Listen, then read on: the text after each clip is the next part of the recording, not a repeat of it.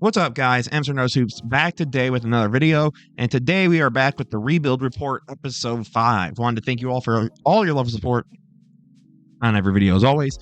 Don't forget to leave a like, comment, subscribe, join the Discord, watching games in there all the time.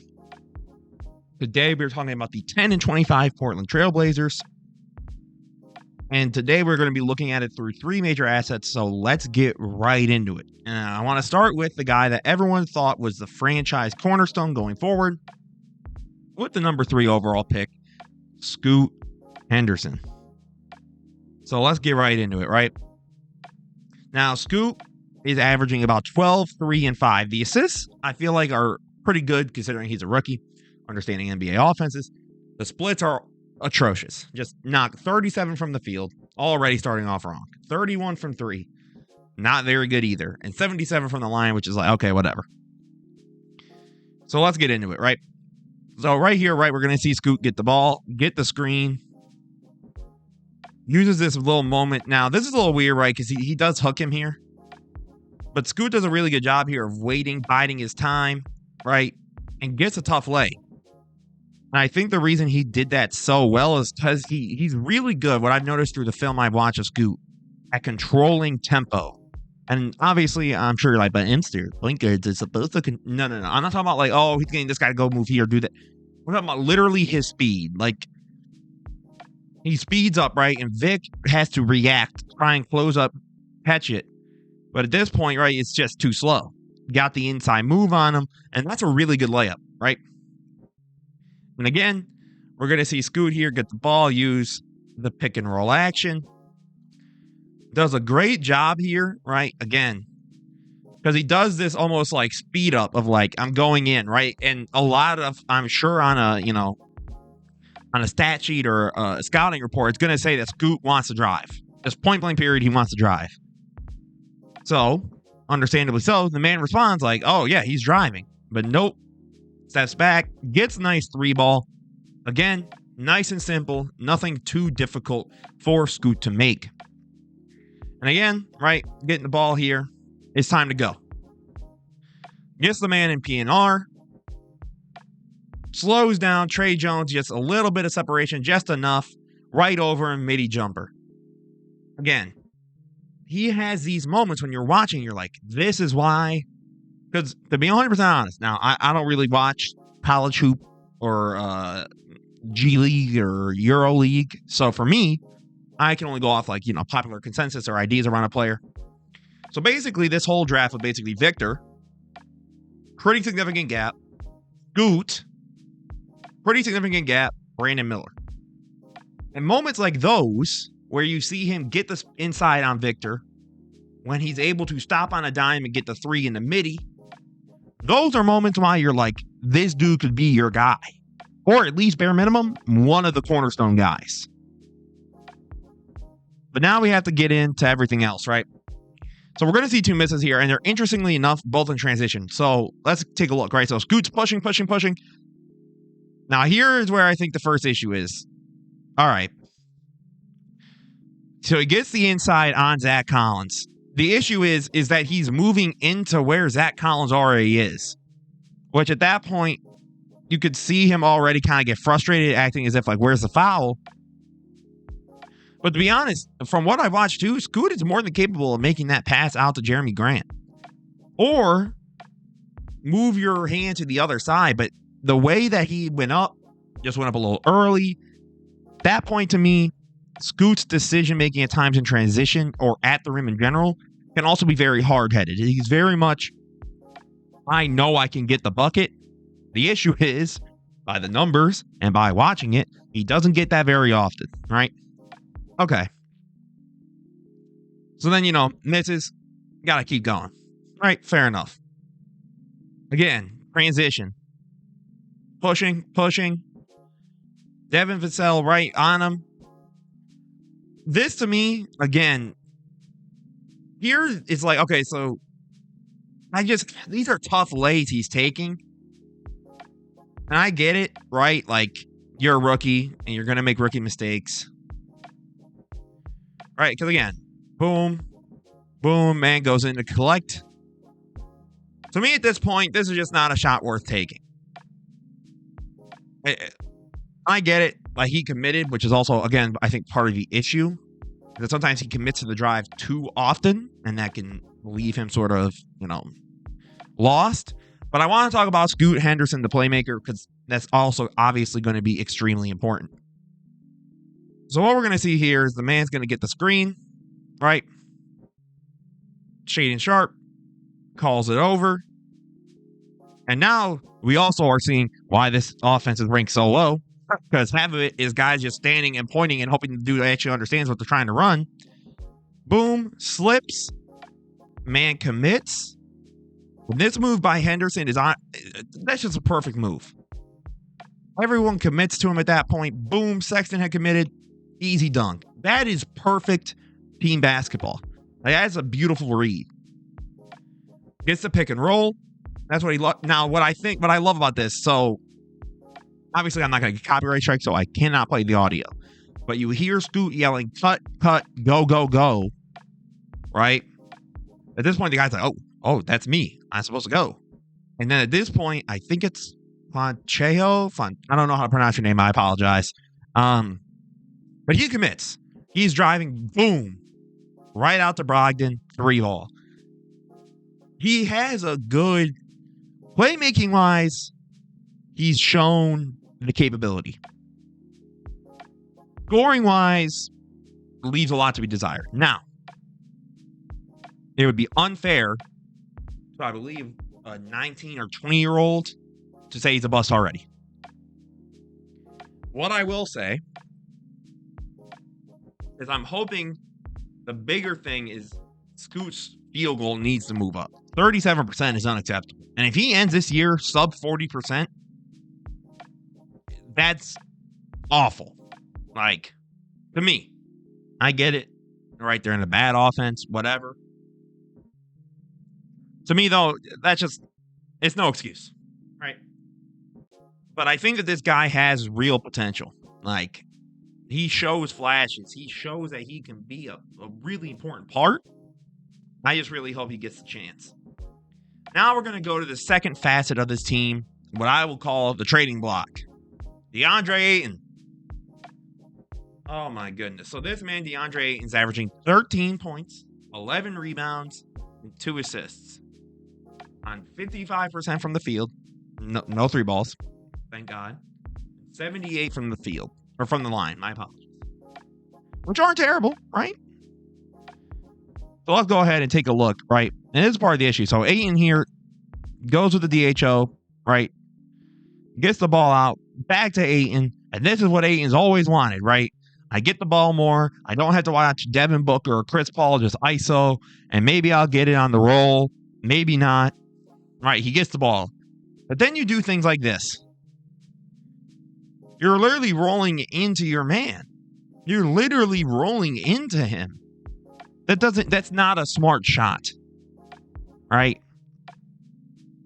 And then out to Ayton, but quick release, right? So then he has moments like this where you're like, oh, hold on. Maybe Ayton was right. Like, he just needed the chance. To me, it's not on this team. To be honest, you're paying a dude a whole lot of money, and he isn't giving what you were thinking. Now, am I going to sit here and say DeAndre Ayton should have became Shaquille O'Neal now that he was on? No. But you can't sit here and tell me, hey, and again, myself included, I thought when he was going to this team, he was going to give you a solid 15 to 18, maybe even 20, if him and Simons became a real, two-man game sort of deal. 13 points? No. I'm sorry. It's not. And the defense he has isn't moving me either. It's just too much money at this point. I would rather, if I'm Portland, you're going to be in the low. I would rather just try and draft a big. And we roll from there. The other piece is on the trading block, but for much better reasons, because you actually get a really good return for him, and he's shown some good value. And that is Malcolm Brogdon, who's giving you 15, 4, and 5 on 44 from the field, 41 from 3, which is really good, and 77 from the line. And now I want to talk about why Malcolm Brogdon is important to be on this trading block. It's because unlike Ayton, Brogdon's showing that he has value, to a higher quality team, right? Brogdon gets the ball here, starts to push, right? Gets Dame. Ayton doesn't really roll here, right? Fakes the roll. So at this point, Brooks sinks because obviously the way that they like to play, the Bucks like to play defense is sort of a drop, get it into Brook or Giannis, and they can kind of take care of the rest. At this point, he's sunk too far, right? So boom, midi from Ayton. But part of the issue is again, if Ayton's only operating in the mid-range, makes defending the paint a whole lot easier. And when you have a dude like Scoot, who loves to drive, certainly doesn't make your life any easier. Right? But that's a good midi, right? Great read by Brogdon to get the man to commit on the drive. Gets the screen out. And again, just look at this offense, man. Like, everyone's just struggling, it looks like, to figure it out, right? But Brogdon, boom, beautiful read right between the guys, right? As Scoot sinks, right? Because Scoot's like, oh, okay, Payne goes over to help. I think that's A.J. Brown or somebody, right? And Henderson steps out to the back, boom, 3-ball. Now, reports are, at least when I'm recording this video on the 8th of January, that the Knicks are interested in him. Portland, I would like you to take 1, maybe 2, if it's possible, like a first and a second. Figure out the rest. To me, Malcolm Brogdon is the perfect piece to get traded somewhere. I don't know where. I don't care where. Get him out and get him for a pick or so, and you just set up yourself even better. Because to me, unlike Ayton, where it's like you're paying this guy a whole lot of money, and now you're committed to someone that just clearly is not going to be a part of the... He's already 25. Ayton's already, I believe, like 25 or 26. And he's got another 3 or 4 years. So at that point, he's 30, which he's definitely not part of the rebuild at 30 at that point. Brogdon gets you a real return. So to me, those two guys are on the trading block. And now we talk about the cornerstones. Anfernee Simons, Shaden Sharpe. Pretty obvious. I didn't think we would really have to explain it. Let's go ahead and start with Shaden Sharpe, who has been a little bit disappointing splits-wise. But he's giving you 17, 3, and 5 on 41 from the field, which is 35 from 3, which solid. And then 82 from the line. So let's go ahead and look at what Shaden Sharpe has been doing with his team, and then Anfernee Simons. All right, and I like this play, actually, that Coach Billups seems to have helped establish here. So you get the little roll with Ayton to create some sort of false separation. Get the second roll man action to do a little DHO with Shaden. Fakes, the 3. So Donovan has to commit. Drives past. Stops on a dime with Allen still sunk. Beautiful mid-range jumper, right? Like, such a smart play here from only a sophomore player, right? So then you have Shaden Sharpe again. You got Garland on him. And again, just look at this moment, right? Like, the whole team is just sort of hoping. Gets it out to Ayton. Over to Sharpe. Right back out. By the way, great read by Sharpe to get it back out here. Right, out to Grant. Drives. And again, this is just such a rough possession, which that's part of the point. He's showing you, like, boom, out to Sharpe. Great 3. Right? And then Anfernee Simons has been playing really good. Now, I never, made a video about it. But for me, he got hurt, so he destroyed his chances of that. I thought Anfernee Simons was going to end up winning MIP. With no Dame, you didn't really know how Scoot was going to turn out. You're basically the guy at that point. And he stepped up somewhat. He's got you 26, 5, and 3 on 44 from the field. Not terrible. Nothing great either. 39 from 3 on about 9 threes a game, which is elite. Like, that's elite shooting. And 95 from the line. I want to talk about Anfernee Simons' score, but I also want to talk about what he's been able to do with this team as a passer. So let's go ahead and get into it. So gets the ball out here, right? Boom, has Simons. Pushing.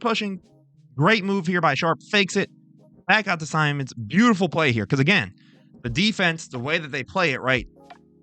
Cam sort of drops. And at this point with someone like Simons and Sharpe, you can't really give up on either. Great pass out to Brogdon.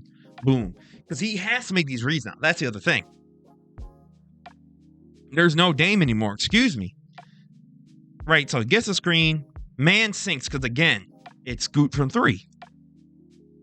But to me, moments like that show the mental, like, I have to do some of these things from Anfernee Simons. I just love to see that, to be honest. And I love this little off-ball motion here from Jeremy Grant, right? Boom, gets the ball right over Mikal, right? Which is insane. Like, you got Mikal on Simons, and it just feels unfair. Boom, gets a screen separation, steps back, flags to this point, doesn't commit. Boom, beautiful midi. Guys, these are keepers. I mean, if Portland got rid of either of these two dudes, you sold. I don't know what the hell you're doing. So in these rebuild reports, I always give a letter grade of how well I think this rebuild's going. You have a couple issues. So they're paying the wrong people a whole lot of money. Deandre Ayton, I believe, got a super max, or the biggest max he could have gotten. Gave Jeremy Grant a hell of a lot of money for God knows what reason. And now that Jeremy Grant's bad, by the way, I didn't even put him in this video because I don't know what you do with him because his contract is so big. I don't know what team really wants to buy it. And now you have Scoot, who hasn't necessarily turned out, but he also missed a big chunk of games, like literally right after, or Simons, I think, did. But Scoot played pretty bad, and then he got hurt for a little bit. And guys, to me, this team is hedging on like a D+ to a C-. Because here's the thing. You're still letting Simons and Sharpe basically run the show. The issue is that you're paying a whole lot of people that don't run the show as if they were. And your rookie, who's supposed to, either be the best or the franchise guy, not looking too good. Now, do I think part of that's coaching? Of course. Part of it is also they have the second to last offense in the entirety of the NBA, which is not going to help any rookie. But to me, this team gets about, I'm going to say a D+ to a C-. I'm going to say a C-.